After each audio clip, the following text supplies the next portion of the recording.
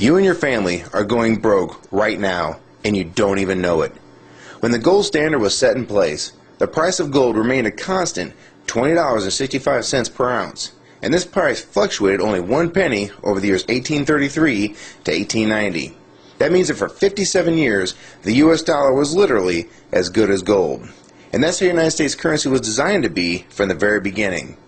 The Constitution states that our currency was meant to be only gold and silver, to prevent exactly what's happening to the US dollar right now. From the years 1891 to 1930, the price of gold per ounce was still very stable.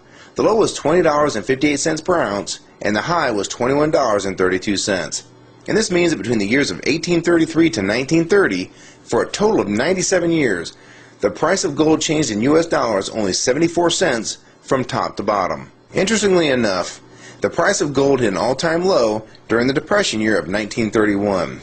And many people believe this is done on purpose by the newly formed Federal Reserve to really twist the knife in the economy of the day, by reducing the total amount of money in circulation and thus making even the smallest amount of money very tough to come by. There is a common mistake by some people to think that the Great Depression is why the Federal Reserve was created.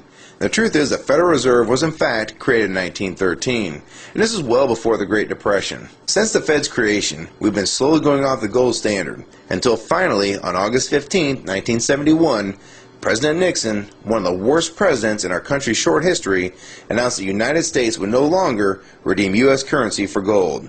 And this was the final step in abandoning the gold standard. What is important is to visually see the devaluation of the US dollar since we were taken off the gold standard. Keep in mind the price of gold really doesn't go up or move, it has historical value. It is extremely consistent. So instead of seeing this as the price of gold going up, you need to see this as the value of the dollar dropping like a rock. The price of gold has been flying right now. It has recently been as high as $1,030 an ounce all the way down to $870 an ounce. And what I find most interesting is if you want to buy a brand new Corvette convertible in 2008, it would cost roughly $55,000.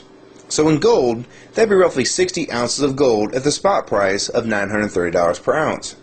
So at the time when gold was $930, you could basically take 60 1-ounce gold coins, cash them in, and buy that very same car.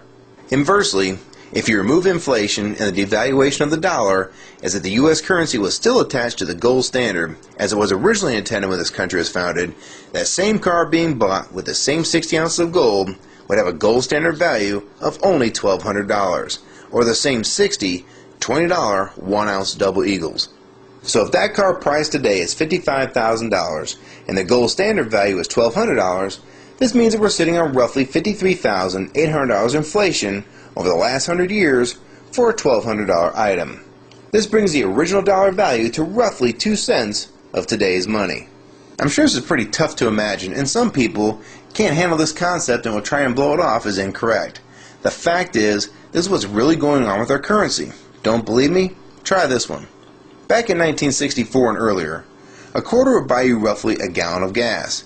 This is because the quarters made in 1964 and earlier were made of 90% silver and 10% copper. So the spot price of silver being $17.20 an ounce, this makes that quarter's actual value $3.11. So you can see that same 1964 quarter will still buy you roughly a gallon of gas today. And in case you're wondering, it takes about 5.5 silver quarters to make up a full ounce of silver. This is a fact. The price of gold may fluctuate with the value of the dollar. This doesn't change the fact that precious metals such as gold and silver have maintained their value throughout time. And the only thing that changes is the value of the currencies that are not tied to gold and silver. This is what the Founding Fathers warned us about and tried to prevent from happening with the Constitution. What people need to understand is that the excess printing of the United States currency is just another tax on the American people. It takes the value of the dollars that they have and makes them worth less in the long run. Meanwhile, you're still making roughly the same amount of money, yet the prices for everything from gas to milk are going up constantly, when in fact nothing is really going up in price. It's the dollar's actual value that's been dropping and not prices going up. I can't emphasize this enough.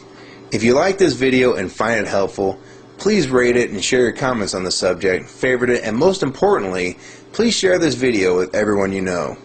I can't tell you how important this is. We need to let people know that they're losing all they worked so hard for and they don't even know it. And only with your support and help can videos like this be seen by people that really need to see what's going on with their money and the economy of the United States. So please help support this channel and others like it.